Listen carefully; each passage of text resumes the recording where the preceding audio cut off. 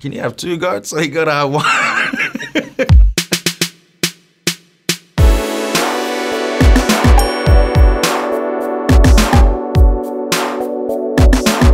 All Eyes on Me, because that was the first album I ever copped in general.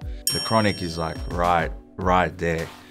But I'm gonna just say All Eyes on Me just because of the impact it had on my life kind of thing. Yeah, because we weren't allowed to like listen to music with profanity that heavy, you know, when we were younger. Then when my parents were like at work and stuff like that and I copped that, then I'll just play it when, you know, when I get back from school. So between 3 o'clock and 5:30 before they get back, I'll just put it on replay. Best track was Ambitious as a Writer, like track #1. As soon as you hear it, like, I won't deny it, I'm a straight right. That starts off the whole album. You don't want to. I was just like, God damn, like what is this, right? And ain't no fun. ain't no fun was the joint. You know what I mean? Like Regulate was Regulate, but ain't no fun. Like when I met you last night, right? That was the most flyest pimping kind of thing I'd ever heard in my life. I never heard anyone sing like that on a song before. Like you didn't know if he was an R&B singer or a rapper at the time, but yeah. That was Nate Dogg's best appearance, I think. R.I.P. to Nate Dogg. You guys are gonna get me killed, man.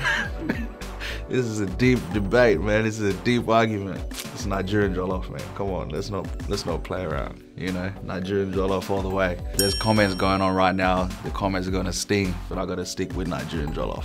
There's a few differences. Like sometimes it's down to the choice of the rice. People like to argue that Nigerians put vegetables inside their jollof. Yeah, sorry, Chale. This is I'm gonna have to ride with Niger Jollof, man. I'm gonna say the TNs. It's just such an identity with the TNs, you know what I mean? It's just like, they never age, you know what I mean? Like they just never sort of die out kind of thing.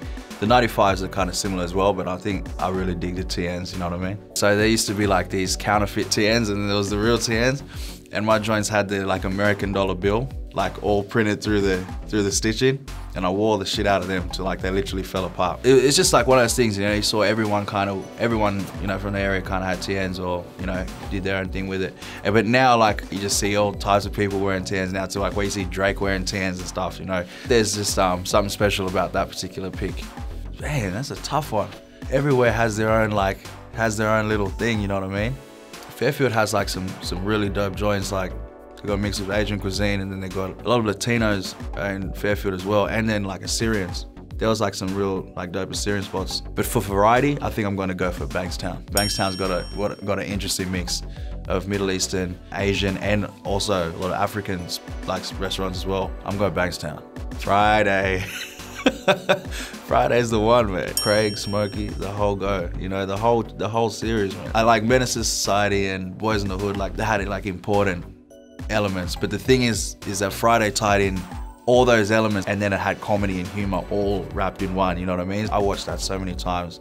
Like I remember just like being young and just wanting to beat Craig, bro. You know, and now you look at Craig, like Craig was bit of a bum, you know what I mean?